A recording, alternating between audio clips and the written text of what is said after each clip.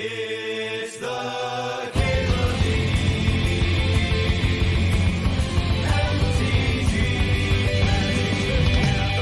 Show. It'd be sweet to mana drain into Wanshi. Wouldn't that be a good time? Hey, Squid Squad. Thanks for the sub. Squads with the 69-month streak. Not bad. Nice, nice. They used to have one free full draft in the past. How many years ago was that? There's a Smuggler's Copter, a Trinket Mage, a Mockingbird. Let's grab the Swords. Swords is too good. You think it was just last year? Really? My memory has them like only doing best of ones. Certainly open to being wrong. There's a Palace Jailer there, but there's a Tundra here. Tundra certainly fits what we're doing pretty well. This is tricky between Mana Leak and Force Negation. I think the early game interaction is more important than Teferi for sure. Should we just get a Flash Critter? Wait, is Appa better than Subtlety? I should probably draft Appa because it's newer. Or should I just take the Marsh Flats? Airbend any other target of non-land permanents you control. It'd be kind of cool to use this to like blink an Eternal Witness or something. I'm just gonna have the Marsh Flats. I can't decide. Let's have better fixing. Do I consider lands to be signals? They can be. They can be very misleading, especially early on, though. If someone takes an Oko over a Trop, it's not like, oh shit, blue-green's open. You know what I mean? And that specific color pairing can be open, and those colors not be open, too. Like, you could have a black-green drafter, and then two Boros drafters in a row, like, right next to you. And then even though you're seeing black-red lands going around, those colors themselves just not being open at all. So they certainly matter, especially, like, original dual lands. They certainly matter in terms of signals, but you're correct that I don't rate them as highly as, an actual draw to a color.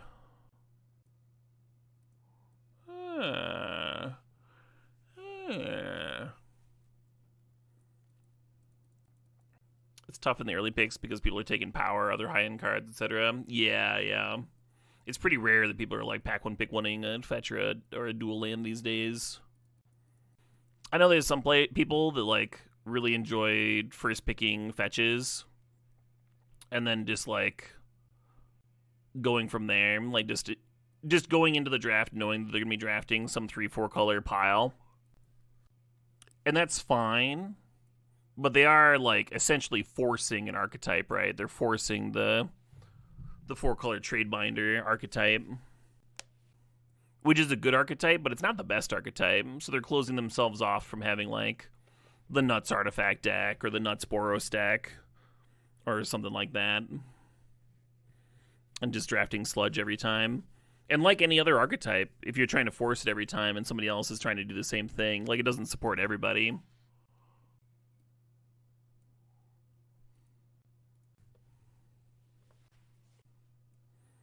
So it's certainly a valid way to draft, but it doesn't appeal to me.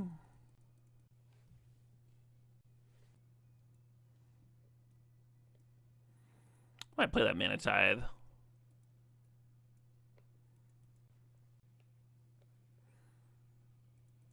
It was like 3 or 4 years ago that they gave the free draft. We're just old. Yeah, that's kind of more what I was thinking for you.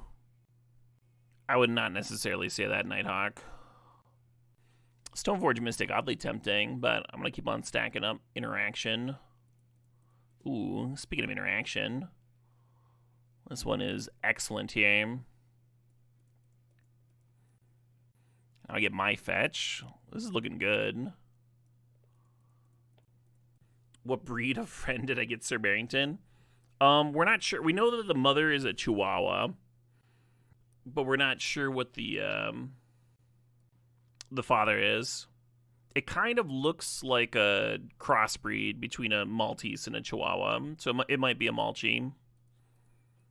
But we've only spent like 20 minutes with it. You know, we're not 100%. Maybe it's longer. I don't know. We weren't really like watching the clock or anything. Looking at Brainstorm. Looking at Seachrome Coast. Mother's a slut. I don't know if that's a word I would use to describe critters doing normal critter things. Tend to be a bit more sex positive than that.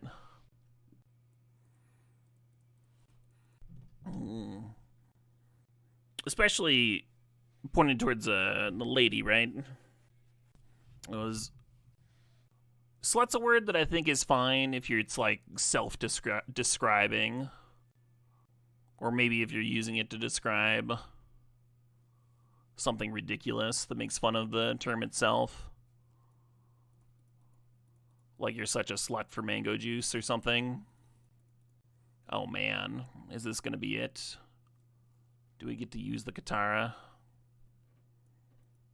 Well, it's going to be a good deck for it. Have all this instant speed interaction. Thinking about Ballista versus Lion Sash. Both kind of utility cards. I'm going to grab the Lion Sash, another white card to pitch to Solitude. There's a lot of options for Spellseeker. I think I'd rather just have a card, though, than to have to spend a 3-mana 1/1 and go get a card. Go tutor my counterspell. I like Spellseeker a lot when the card that you're tutoring for is like what your whole deck is built around. You know, like you're grabbing your channel so you can get your Emrakul into play, that sort of thing. I'm just going to grab a Jace here. Hey, Eva. Thanks for the sub. Thanks for 85 months. Your mom was also a Chihuahua. Amazing. I'm going to grab Brazen Borrower over Miscalc. We have plenty of counters here already. And the Brazen Borrower is going to give me 2 spell triggers on Katara. Don't love any of these. Let's grab Mystical Tutor. Just in case. Just in case our deck changes a little. We found like Recall or something. Do we have a picture? We do not yet, Captain. I'll be sure to get some pictures tonight. It might be at its like saddest and most pathetic because he got spayed today, so it might have one of those tiny little cones around its head and stuff.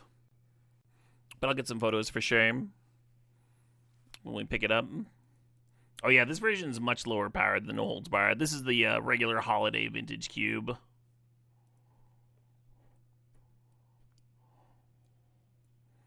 What was pack 1, pick 1? I think it was Mana Drain. And then we second picked Swords of Plowshares, and that's how you get here. You're just when you Mana Drain into Swords of Plowshares, this is just what your deck's gonna look like. Soul Ring. It's actually not a very good Soul Ring deck. I would trade this Soul Ring for a Mox Sapphire in a second. I have all these like double blue cards, 1 mana cards. Still drafting it, of course. If I pass it, then somebody else will get to play with it, and that's unbearable. We're not doing that. It'll help me hardcast my Solitude. You two would trade a Soul Ring for a Mox? Not in the draft, just in real life. Yeah. So we're not an Academy deck. Elspeth Stormslayer has really impressed me, but it's impressed me most in creature-based decks, where you can come down and jump your team and just kill them. I heard it described as a Planeswalker with 0 being the ultimate. And that's, like, fairly accurate, I think. The other 2 abilities are good, but if the 0 can just win the game is where Elspeth's at its ceiling. It's a really good Boros card. We're going to take Fractured here. Fractured not only answers your opponent's problem permanent, it also increases your threat count, right? It's an answer and a threat. Really, really good. And we have Snapcaster to rebuy it, and Jace to rebuy it. It's going to be fucked up in our deck. Shelldock's a little interesting. I don't think we have the token count for Staff. There's Marsh Flats for the Frog and a Bleachbone Verge. I passed a bunch of black fixing earlier. I don't love stressing my mana base in these clean 2-color control decks anyway. Like, I really want to just be able to play my Mana Drain on turn 2 every game, right? Speaking of, you could take the Algratin Triome there, get one more duel in here. Or you could take the Shelldock Isle and get a little bit of late game value. Yeah, I don't think the staff is quite there. I'm gonna grab the Triome here.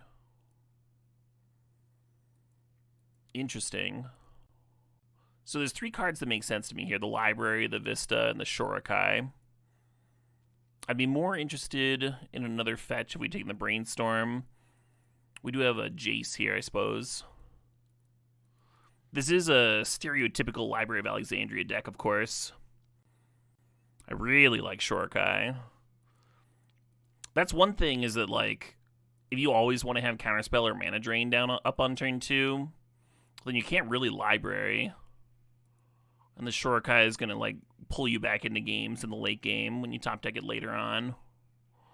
I think I'm going to grab Shorikai here, even though there's, like, a really good chance it would wheel anyway. I just want to make sure I get it. A little Colonnade action. A little Skydiver action.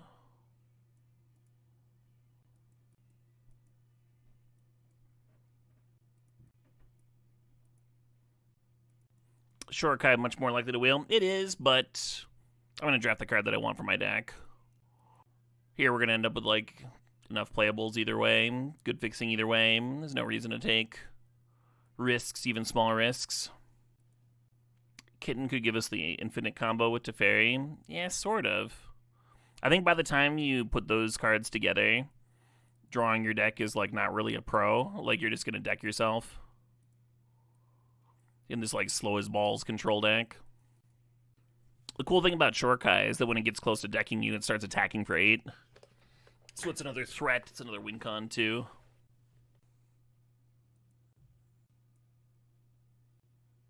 I think we're cutting Thought Scour, even though it's an instant for Katara. Helps flip my Jace and stuff. Well, maybe I'll play it. Just, like, target the opponent some percentage of the time.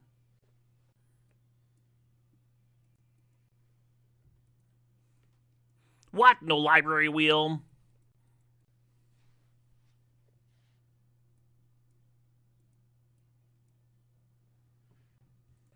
Is Lion Sash making the cut? Yeah, so, like, I think I like Lion Sash over Lauren.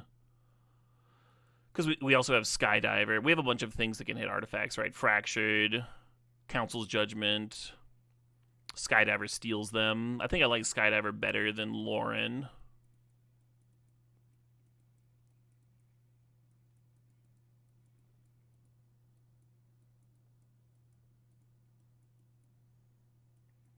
Oh, this could just be the Datcom.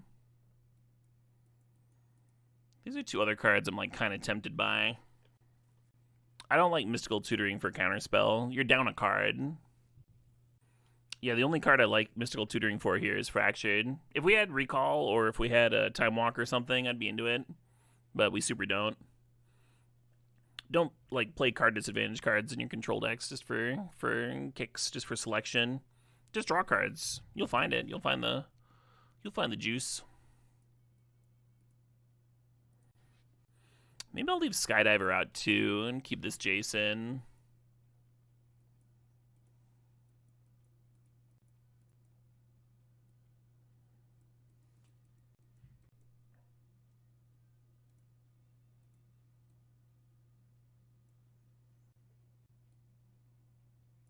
$13 blue. 10 white. Sounds awesome.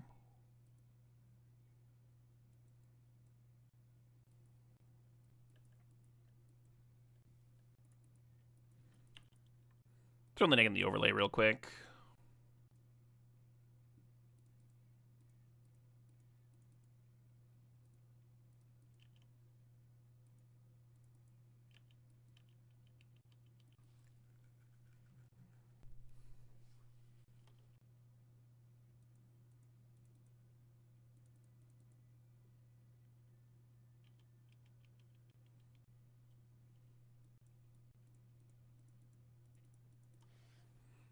Card is just annoying enough to be worth a counter, I think, in this spot. I have been forfeited.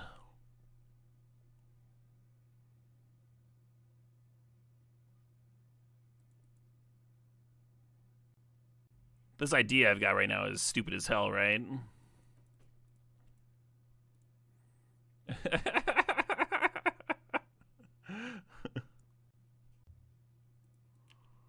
Opponent's over there like, what?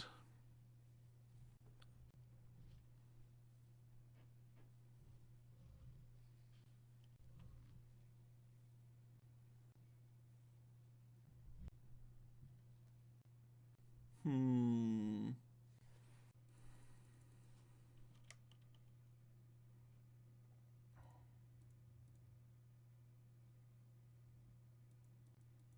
Hmm.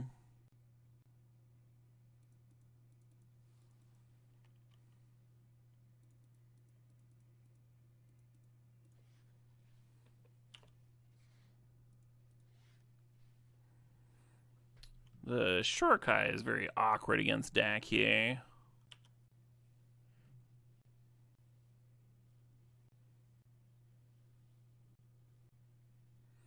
Makes sense.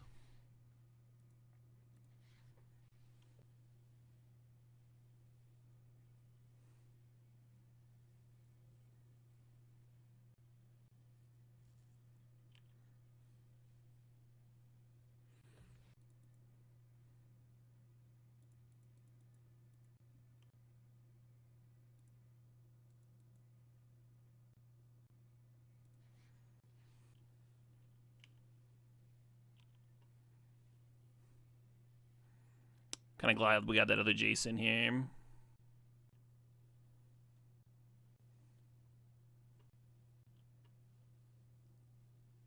Sheldock does not work against a fairy, unfortunately. So that's a bummer for the opponent.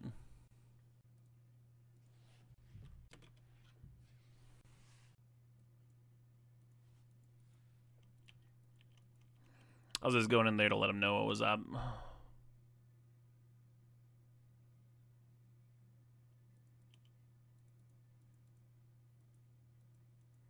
What a cool 3-mana Planeswalker. Yeah, no, excellent. So petty with the theft, Caleb.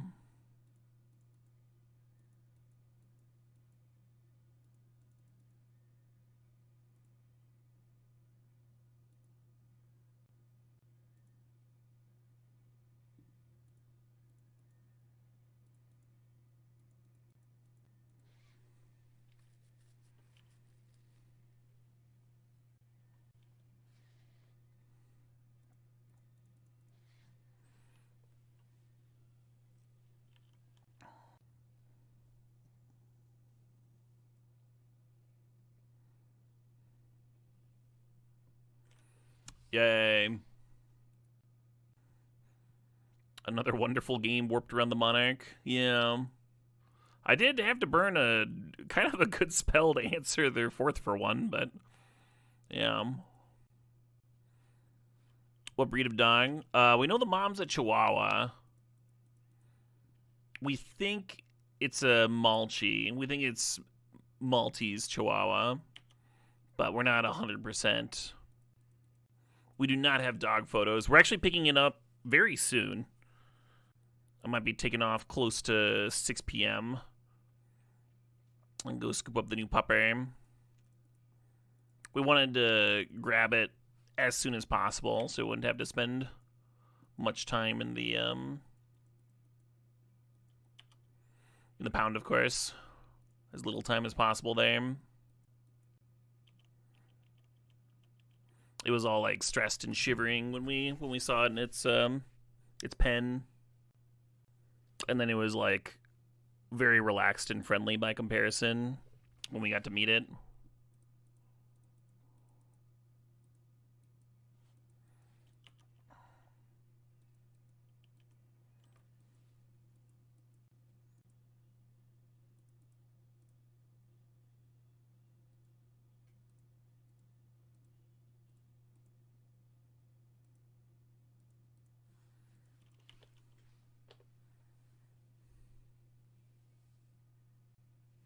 Hell yeah, all familiar.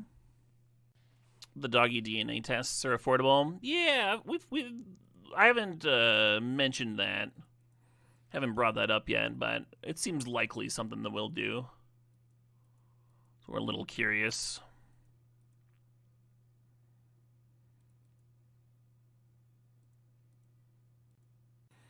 I'll give this Katara a spin. It does keep me from having Snap Mana Drain up, but we do still have Snap Mana Leak. Maybe that'll be good enough.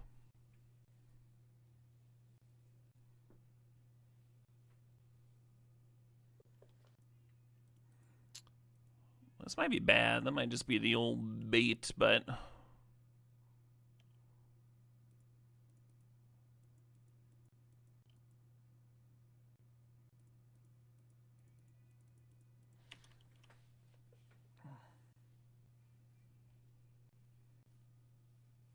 yeah, predictable, huh?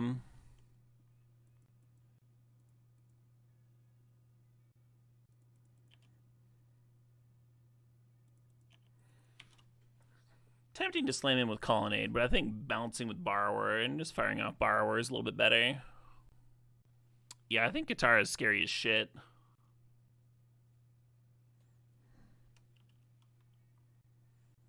Sure thing, boss.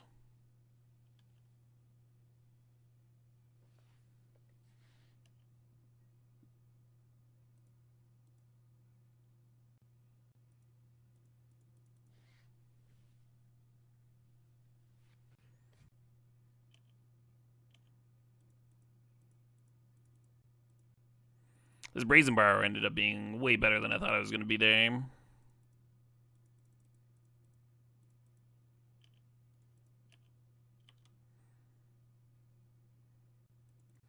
Yeah, I don't think there's any Tinker target that was truly scary with us having the Brazen Borrower handy. Like, they'd have to hit Citadel and then have Citadel find them a counter or something. Or have them have some awesome spell right on top. Yeah, right, Harmon? I should have had you on speed dial there. Lawrence, this is exactly your shit. Oh, that's a lot of mana coming through. You miss Inkwell? Inkwell was actually in the Menguchi Cube. It was kind of fun. Kind of fun to have it around for a little bit. I never got to tinker for it, but... doesn't that do nothing? How was the Mengu Cube? I enjoyed it. There's some parts of it that were just like, you know, regular powered cube things. But there were some parts that were like different enough that it was still a little refreshing.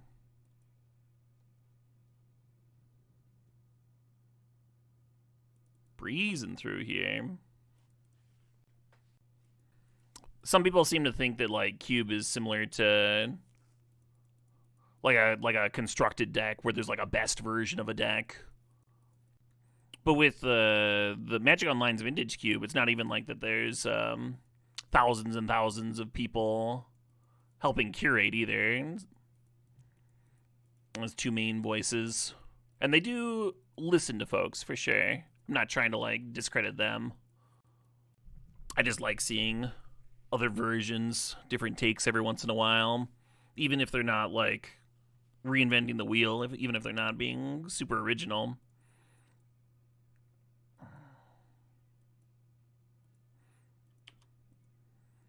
We could have drawn the 4-drop and then shuffled away one of the lands next turn, but I was a little greedy. Just shuffled, looking for earlier gas, looking for 2-mana counters.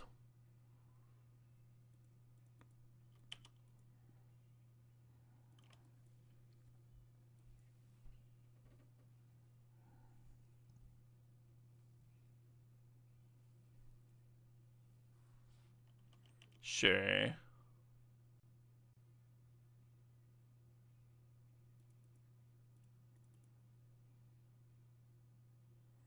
I guess I swords that. I kind of hate it.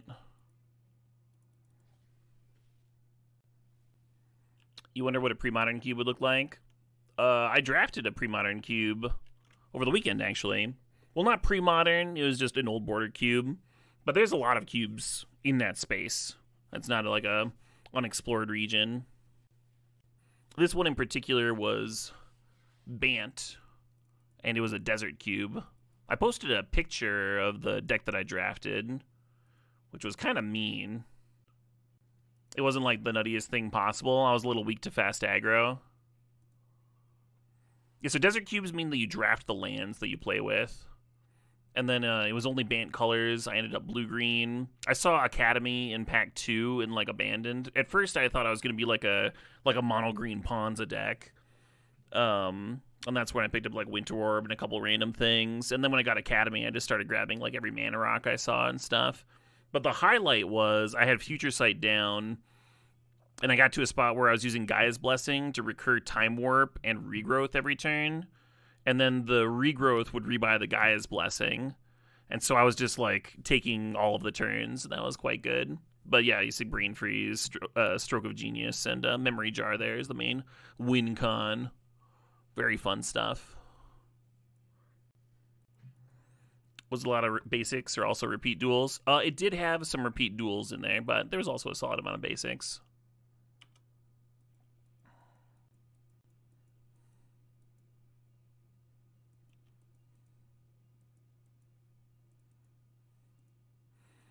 So this can't get the Ajani because the Crocus. I'm kind of fine just making them replay shit.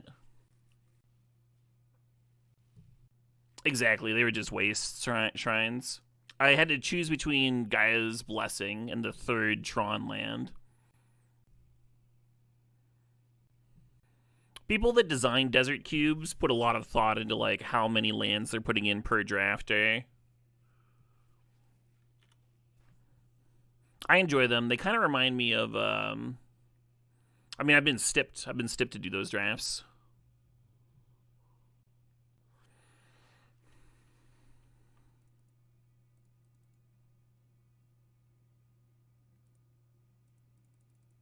I think my favorite desert cube that I've drafted is actually the Vistas Ventured cube,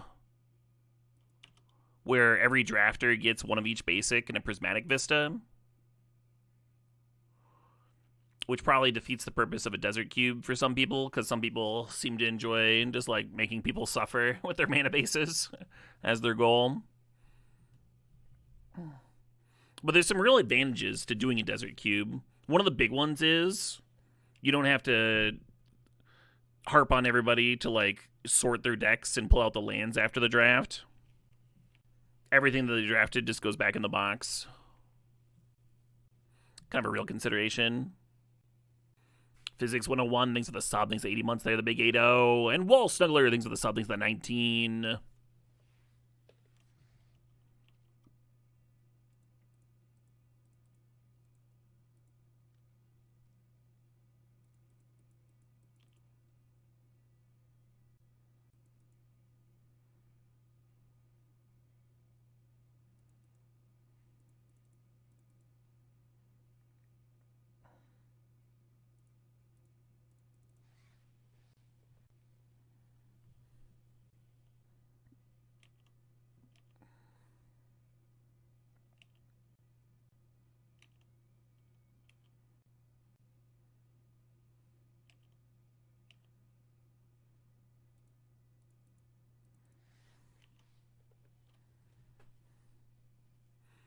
Walt is sitting here behind our walls of card draw.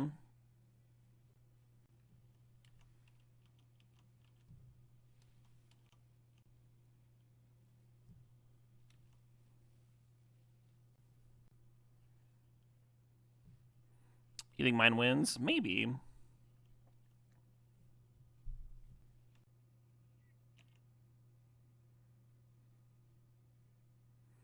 Oh shit, what up? Hey, Phil Belmont, thanks for the 83 months.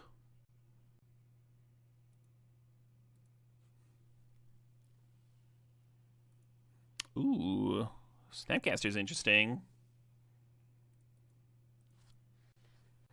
So I was planning on playing my sweeper on their turn, but the Snapcaster opens up Snap Mana Drain.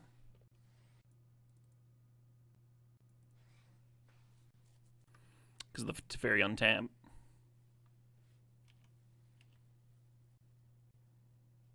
Attacking first is awkward because they trade their token, and you gain your 3 life, but then you flip their Ajani, right? You don't want to do that. Cast it on the turn. So I'm taking advantage of the Teferi untap. This is what I'm trying to explain. You see now I now have enough mana to Snapcast back Mana Drain, but I would not have had the mana to do that if I cast Dam on their turn. You can't just play cards just because they say instant speed on them. You still want to think through your turns. Still want to make intelligent plays, right?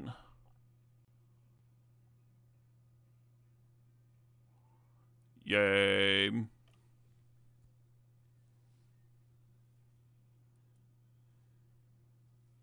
Let's see, it's 540.